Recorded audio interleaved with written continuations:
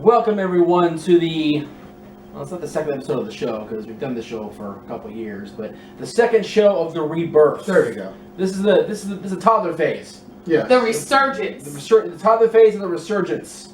Not insurgents. Not insurgents. Not insurgents.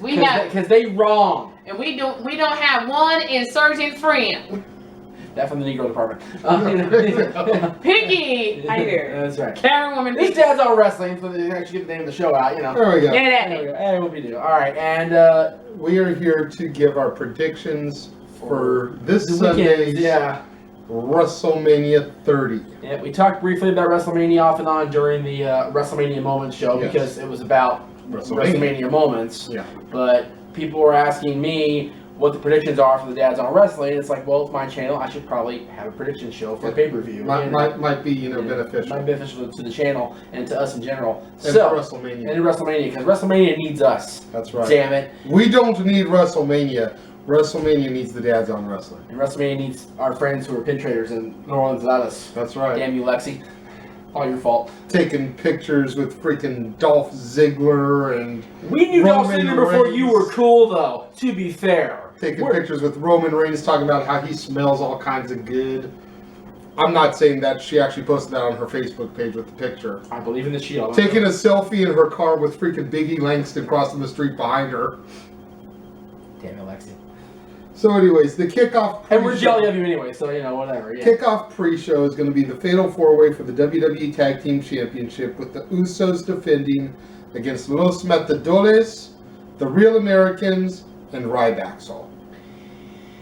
If this were to be what it was supposed to be, the Outlaws defending against the Usos, I'd go for the feel-good, warm, mushy moment, the Usos winning the tag team titles 10 years after their dad defended them, the same titles.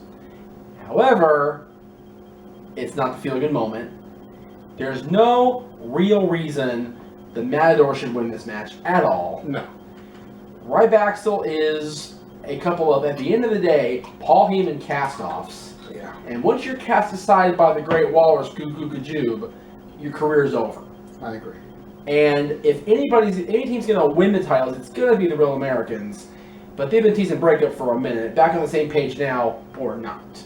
So I got to go with the obvious choice in the kickoff match. Despite there should be a kick in the ass to the show to start the show off with a title change, they needed the babyfaces to win the match. So I'm going with the Usos.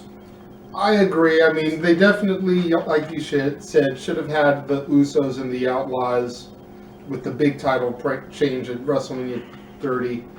I've been saying that from the get, that the whole reason the Outlaws were back were to put the Usos over. Which they did. But 2 weeks ago. But they hot-shotted it in Chicago because Punk wasn't there, and they wanted to give the Chicago fans a reason to not shit on the show. Exactly. Which they did anyways. Yeah. So yeah, I definitely think the Usos are going to pull what their daddy and Scotty did 10 years ago and retain the titles in virtually the exact same match. Yep. Because it'll be one fall to a finish. Yeah. It's not going to be an elimination match. So, which I think anything triple threat or fatal 4-way should be elimination. I agree, especially at the grandest stage of them all. And especially when ECW was doing that and nobody else was, ECW had the better quality matches. They were doing three-way dances, not triple threats. Yeah. Fatal 4-way eliminations, not fatal 4-ways. Yeah.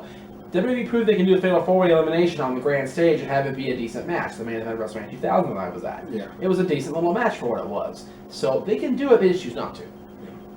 Now, raise your hand if you knew that there were actually 14 divas on the WWE roster until they made the Vicky Guerrero Divas Championship invitation. Oh wait, we got a few minutes. Just kidding, we don't. We had tape.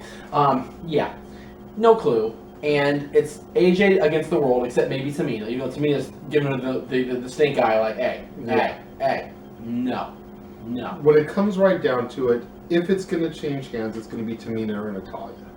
And Natalya has deserved a real run ever since she lost the title. Mm-hmm. And Tamina has pretty much just been useless since she debuted. Yep. I mean, she was a Santino sidekick. Well, she was with somebody else first before Santino. She was with the Usos. Right, that's what it was. And then she became a Santino sidekick. And then she became the female Diesel. If you're riding Kevin Nash's coattails, No. Yeah. So if I'm supposed to take Tamina seriously going into the next 10 years of wrestling, She needs to win the title now. she needs to win the title. And she needs to do it now. And Otherwise, I'm looking for my baby mama Natalia to get her big WrestleMania moment. you know, not to break kayfabe or spoilers, but the first time we taped this, I didn't think about this. What if they just kick ourselves the quickest square in the crotch because of the popularity of Total Divas and how over Summer Rae is getting on that show? Make her the champion. Oh my God! Would they do that to us at WrestleMania? I don't know. I just had a funny feeling, dude. Because think about it, who got the biggest hit in the butt coming out last year WrestleMania? Fandango. What would it be like if his dancing partner got a huge shot in the arm this year? And the first one of them to taste gold. Which would plant the seeds of jealousy amongst them, which would be even better. Because Summer is great. If you guys watch NXT, Summer's great on her own without Fandango. And he's in the Battle Royal, so whoopee shit for him. You know, seriously, he's useless this year. If Summer gets the belt, it can lead to great things for both of them. I agree. Just saying. So you're picking Summer Rae? I'm picking Summer Rae as my dark horse, but I'm going to go with AJ to retain. And I'm picking either Tamina or Natalia. And we're picking two pickers because it's 14 freaking people. We can do what we want. It's, Yeah. it's my show. It's my channel, our show.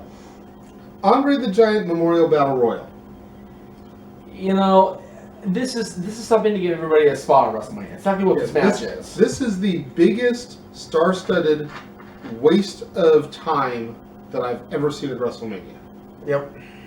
Because, like you said, everybody that's not booked in the match is in this fucking match. Yep. Rey Mysterio, Dolph Ziggler, Fandango, Big Show. Big E, the Intercontinental Champion, is in this match. Yeah. Why is that defending the title?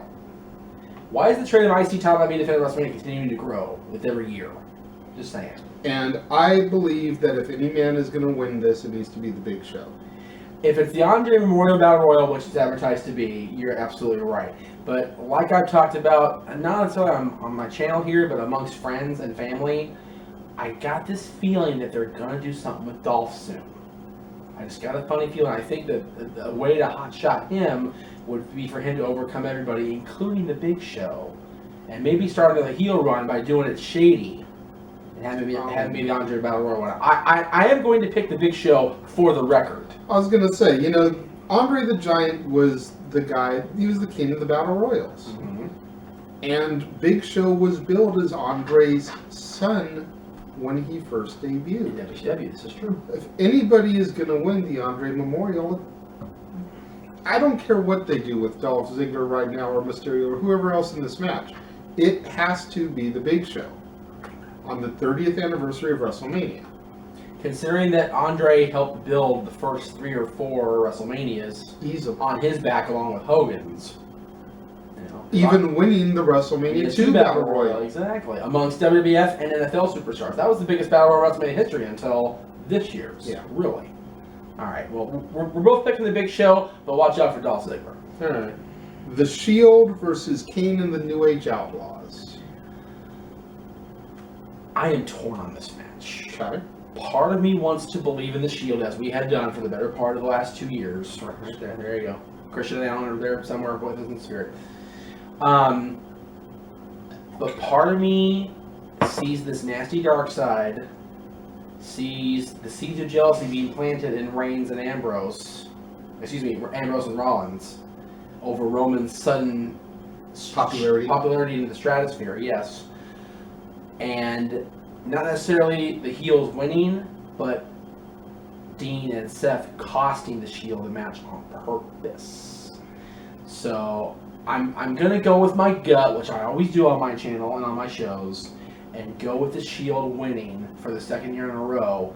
But don't be surprised if shenanigans occurs. That's all I'm saying. Maybe even after, if they get the big win, if Roman dominates and wins almost on his own, then there might be some shit going down after the match too. But I don't see Kane and the Outlaws winning outright. No. They can't. I mean, like I said earlier regarding the Usos, I think the Outlaws were brought back solely to help get over new teams. Mm-hmm.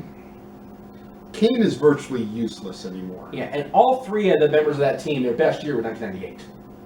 All 3 of them. So it's 14 years later. Come on. No. So I gotta go with the Shield to win also. It sucks, but It really doesn't suck because Shield... it doesn't suck, but it's like there's that feel-good part of me that wants to see the Outlaws and Kane have a big WrestleMania. One more WrestleMania over for old time's sake, but not over the Shield. Not over the Shield. The Shield are our boys, man. John Cena versus Bray Wyatt. Alright, this one's hard for me, and y'all know it. But I will say they have built this so that yes, John finally gave the Wyatts their comeuppance Monday night by having mind games with them Monday night, again in their own domain, pretty much, whatever you want to call it. But this has been built to such a point that if Bray does not defeat John Cena in some fashion or another, it is the end of the Wyatt family storyline. I agree. Bray has to win. And we talked about this all day on the bus and at the mall and everywhere else we were, including with Bruce. If John Cena cannot every once in a while put over somebody at WrestleMania, then what the hell use is he? He put over The Rock when he didn't really need to the first time. If anybody deserved that win, it was Cena. Rock needed to pass the torch then, not the next year with the championship. I thought the extra match was unnecessary, in my opinion. He is very rarely lost a main event match at WrestleMania. This is not a main event match. So he could say face in that respect. It's not the top of the card. It's damn near the middle to the lower end of the card, really. Yeah. If John doesn't win, not a big deal. He'll suck it up and come back to Raw and still kick ass, hustle, loyalty, respect, all that good shit. If Bray loses, how much more batshit crazy can he go? Before it's just a comedy more than it is a true good gimmick. I feel you. I mean, there's the part of me that wants to say, are they really going to job Cena out again after jobbing him out 2 years in a row? You say that he didn't have to lose the first fight, but in my opinion, the first fight was Dwayne versus John over Pride. Okay. Dwayne getting his redemption over the way John ran him down in the media. Okay. For no real apparent reason at the end of the day. Just for abandoning all of us, yeah. I remember that. In John's mind. Well, and hey, you know what? I agree with John in that respect. I still do to this day. Well, and I still kind of agree with the philosophy that both, I think, Otunga and Jericho talk about on Rock's DVD. Rock had nothing to prove. Rock had no reason to be there.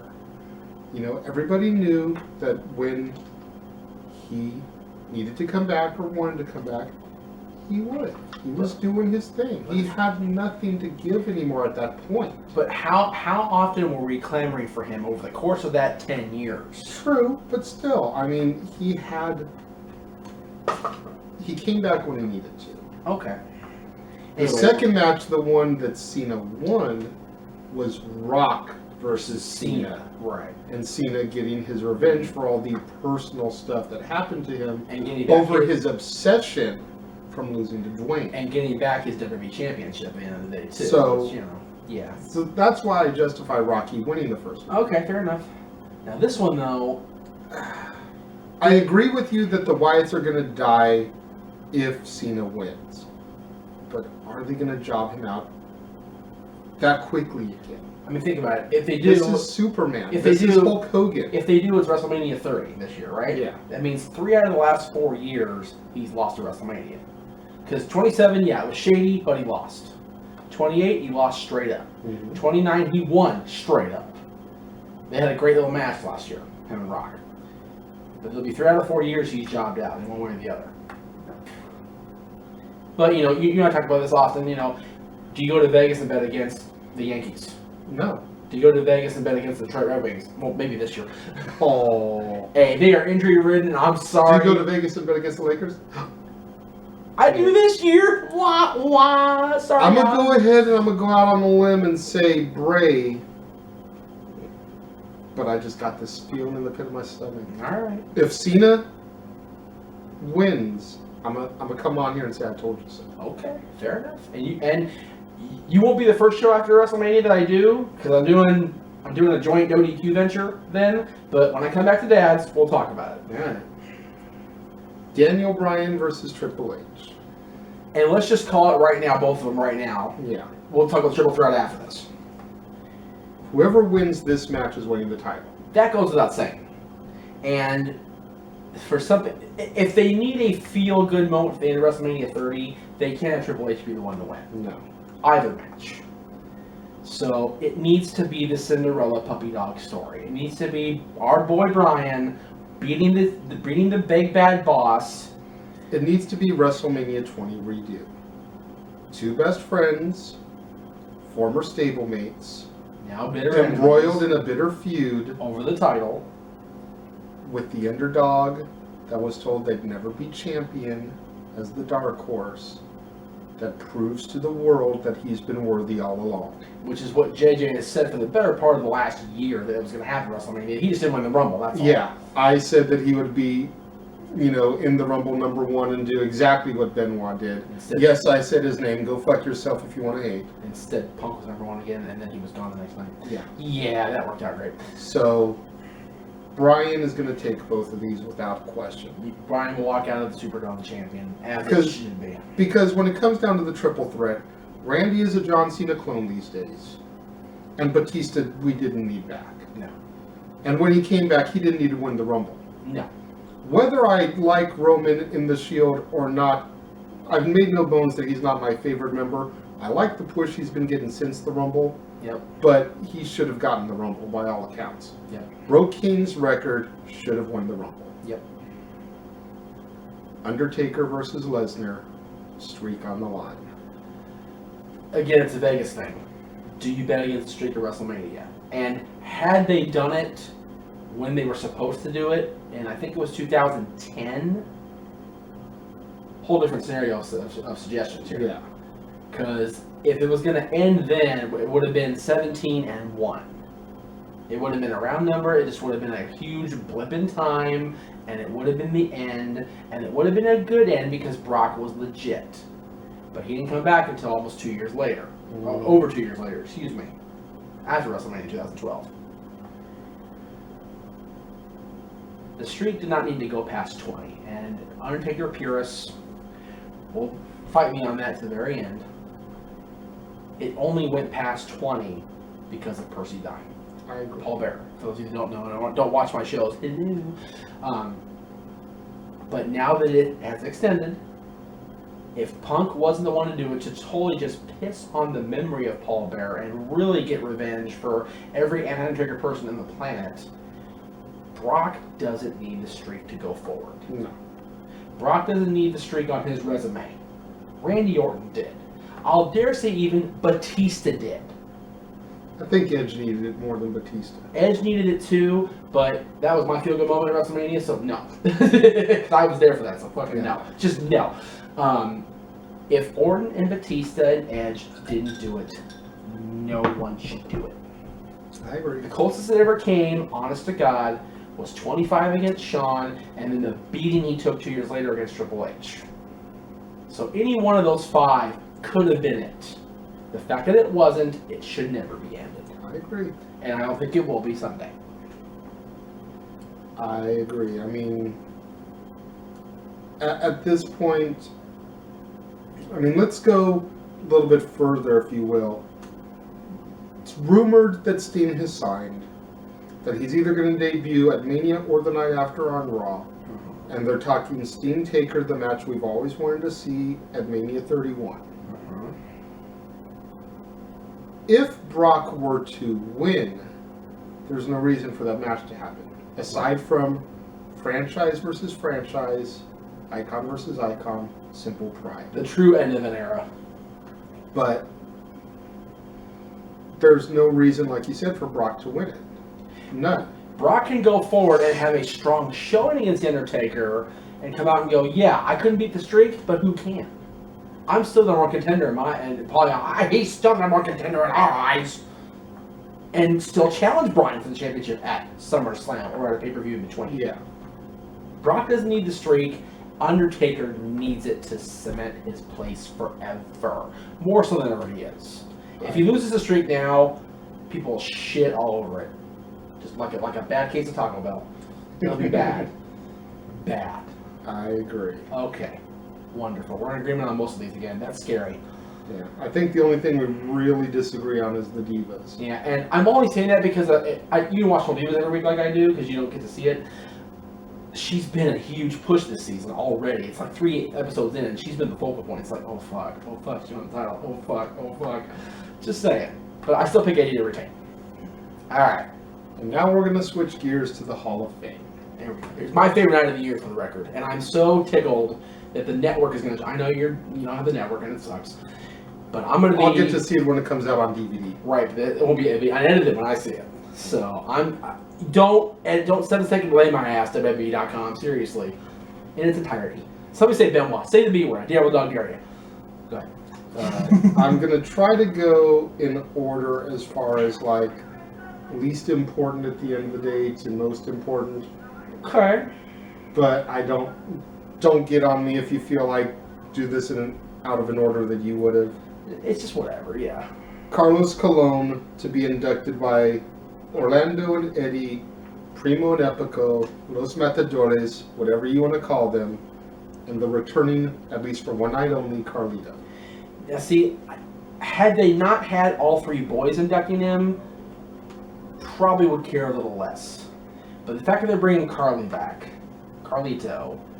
in for one night, hopefully for longer, honest to God, because let's just abandon the damn Matadors and bring the Clones in as a 3-man unit like the Freebirds. Seriously. Because Carlito's still got it. If you see his stuff on the indie circuit, that boy's still got it. He never lost He never lost it, yeah. He just got cut for bullshit reasons. So, but I get the politics of this induction, because let's be real. Vern County got inducted, they got the AWA library. Carl's getting inducted, they're trying to get the Puerto Rico WWC library. But you've talked about this more than once. It's the WWE Hall of Fame, not the Pro Wrestling Hall of Fame. The WWE sees it as a Pro Wrestling Hall of Fame. If they want it to be the Pro Wrestling Hall of Fame, then stop calling it the WWE Hall of Fame. Well, the problem is they can't call it Pro Wrestling Hall of Fame because that's already owned and operated by somebody else. So, Sports Entertainment Hall of Fame, yeah. The World Wrestling Hall of Fame. There you go. Something. But if they're trying to produce themselves as the true Wrestling Hall of Fame in the history of sports entertainment, professional wrestling, then Carlos definitely belongs. Let's see. What's what Jim Crockett down the line does, by the way, y'all? We'll go ahead and jump to the celebrity inductee, Mr. T. No inductee has been announced as of filming. So there's a debate right there in itself. Because do you have Hogan, who will outshine the Warrior Linda McMahon's segment, or do you have Mr. T's greatest rival in Roddy Piper? And the other thing is, knowing that it's going to be live on the network for 2.5 hours at least, God help me, no sleep for Jeff that weekend, woo! Or that weekend after that, we're going free, and Rocky. Do you give Roddy Piper and Mr. T both a live mic in the same segment? Yes. That's a scary moment in and of itself. It is what's best for business. That's right. I personally agree with you that Roddy should be the one to induct Mr. T. Because who inducted Wendy Richter? Roddy Piper. The total anti-rock and wrestling guy. Roddy was there to do it for. He should be the one to do it for T. Because if Hogan comes out there and gets that 10-minute Hulkamania Real American pop, we're never going to go home that night. No. I'm going to be on my computer till 1 o'clock in the goddamn morning, Eastern time at least. So it needs to be T, and it needs to be Piper, and Mr. T should have been the first celebrity inductee, period. That's why it took so long for him to get this in the first place. Because he was like, no, Pete Rose over me, Drew Carey over me, Bob Uecker maybe a little bit more deserving, but Pete Rose and Drew Carey. Drew Carey made one appearance at WWE, period. Not even a WrestleMania. It was a Rumble. And he eliminated himself. It was horrid. And the Hall of Fame wasn't even in Cleveland that year, so what the ever-loving fuck? But T deserves it. He deserved it for 10 years, at least 10 years. So since they brought it back. They brought it back, yeah. So he deserves it, absolutely. I firmly agree with that induction. Jake the Snake Roberts to be inducted by Diamond Dallas Page. I find it funny, for the record, that both of DDP's savees are going in this year. Yeah. But DDP will induct them both because they got to keep somebody else busy for Scott's induction. Yeah. And Razor's. It's got to be Razor. Can't be Scott. I'll get to that in a minute. Christ. Jesus. That's how you really feel, Jeff. I will admit, I promise you. It's my channel. Do what I want. I love my own channel. It's so nice. Jake the Snake Roberts deserved it a long time ago. He was just not in the altogether to be inducted. He was too fucked up and far gone. Yeah, I mean, especially after the deaths of Eddie and Benoit, and as much publicity negative as WWE was getting for drugs and steroids in the business, inducting a guy that should have realistically been dead A few times. a couple times over, Yeah. at least 10 years ago, Yeah. would have done nothing to help their wellness Just policy. think about it. Jake's biggest WrestleMania moment was WrestleMania 3 in Pontiac, Detroit. When was WrestleMania in Detroit again? 2023, 2007, the year of Benoit. If they had inducted Jake the Snake in the edition he was in 2007, and then Benoit would have happened, oh dear Christ, the bad publicity. Oh dear Christ. But now he's straight up, he's cleaned his life together, he's got himself together, and I'm so happy because I've always been a Jake Roberts fan. And, you know, aside from that, Jake is most known for his segments in Beyond the Mat. Yeah, which is Where sad. Barry Blaustein goes to find him and he's freaking doing crack. He's literally smoking crack. They can't show it on camera, obviously, but Blaustein tells us he's smoking crack in his hotel room. It's like, that's a lovely image. Okay. But I am glad that Jake has cleaned himself up enough to get it. And I'm so tickled that one of the great storytellers of our era, Diamond Dallas Page, is going to induct him, because nobody knows Jake's story better than Dallas.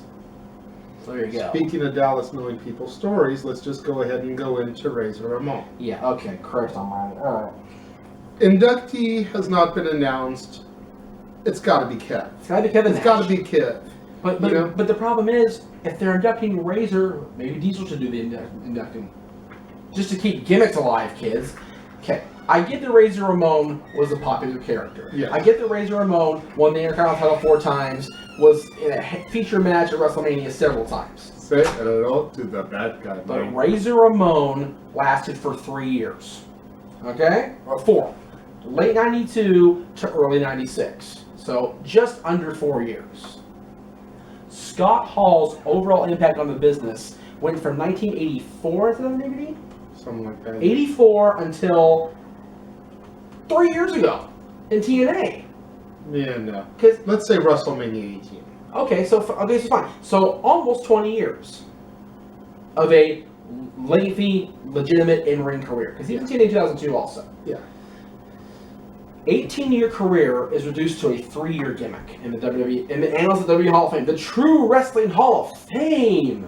Scott Hall's career is 3 years long. The fuck.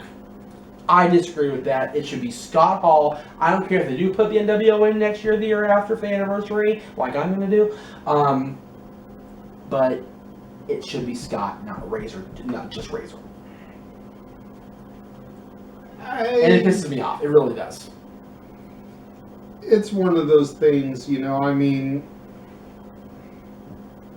I don't really read that much into it. It's the WWE Hall of Fame, so it's going to be Razor Ramon. Well, but then it should be, you know, it shouldn't be Eddie, it should be Black Tiger. It shouldn't be Chris Benoit. Black Tiger wasn't a WWE gimmick. Neither. Well, okay, all right, okay. It shouldn't be just Chris Benoit. It should be his Wild Pegasus, a Pegasus Kid. It should be all his gimmicks. If you want to induct gimmicks, let's induct gimmicks, kids. It shouldn't Maybe be Carlos Mr. Colon. America will go in at some point. You know, seriously, Mr. America should be a Hall of Fame first ballot, 2004 Hall of Famer. Damn it, over Hogan. You. Damn it. But yeah, I mean, it's got to be Big Kev to do the induction, Yes. and then bring out the Click afterwards, and maybe save Hogan for that. Have the Click come out, and then have Hogan come out too, so you've got the original NWO on stage And the Click. with the Click. Now, see, that I don't mind. I don't mind Then that. Hogan doesn't take the shine as much from Anybody, anybody else because he's anybody. just there. Yeah, and Hogan said in TNA 4 years? Wow, 4 years ago. Oh my God, it's been that long. 4 years ago, you're always been brothers for life. He said that to Scott and Sean and Kevin when they were in TNA together. God, that was 4 years. Where the fuck did that time go? Anyway, so Hogan should be out there too for doing a little NWO pose and just do something. Lita to be inducted by Trish Stratus. Okay, now I know you have a problem with choice of inductee or inductor. Well, I don't have a problem with it on Lita's end. I have it on Trish's end. It's like if Trish was going to do the honors for Lita, Lita should have done the honors for Trish. Mm-hmm. What made Trish so special that she got Stephanie and Lita gets Trish? Well, you and I had this debate for all time. Who was more important, Lita or Trish? Trish, as much as Lita kicked the door down 2 years before Trish was champion, Trish is the one that grabbed the door when it started to swing back and pushed through it while Lita was injured and took the division on her back. I agree and took with that. Molly, Victoria, Gail, Jackie, Jazz, all of them to new heights. Lita came back and had a tremendous rivalry with Trish. I will not take that away from either of them because they have the best rivalry in modern day women's wrestling, I dare damn say. Do you think there should be a Greatest Rivals Lita Trish DVD? Yes, I do. Narrated, interviewed with Stephanie. Okay. Give her something to do for a day, whatever, Unless she's not busy already. But for Stephanie to induct the greatest women's champion of all time, as far as the modern era goes, because Moolah was Moolah. I'm not taking away from Moolah Mae Young. Don't write me hate mail, you Moolah lovers, because goddamn, I love Moolah too, and I miss her to this day. Okay, I wish she was a few years younger and hadn't kicked so quick. I'm sorry that Mae died this last year, but for all of the C Nation and everything like that respects the old era, they don't remember Moolah or Mae. This is true. They barely remember Trish or Lita. They remember Trish for being seen as tag partner in Canada. Right? No shit, right? What a bunch of dorks. I'm one of the dorks today. Yeah. Anyway. Obviously, the best case scenario would have been if at least Matt could have come back, or if they could have worked TNA into another arrangement and gotten Jeff, so they could have had the Hardy Boys induct. That would have been cool. But I'm not. That just shows how unimportant Lita is to them, despite the induction. Because when the Horsemen got inducted, they made sure they got Flair's ass, and they gave him Christian Cage. Like, here you go. Here's Christian for Glory. Here's Christian for Slammiversary. Yeah, Slammiversary. You're supposed to have Bound for Glory, and they dicked him on it. WWE dicked him so hard on it. Like, you pick Luger instead. Luger's like, I got something to do. Yay!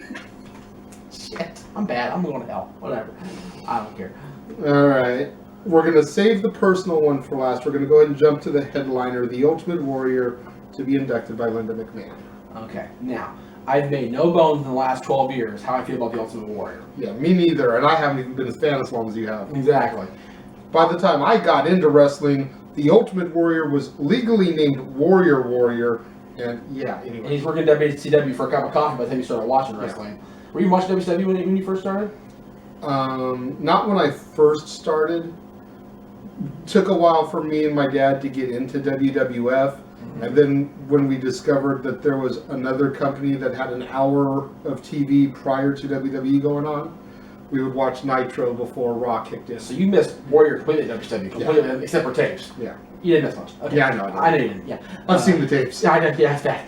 But not as bad as Piper's running WCW. I love you, Roddy, but let's be real. But at least Piper lasted more than a few months. Yeah. On one good hip. Yeah. Lordy.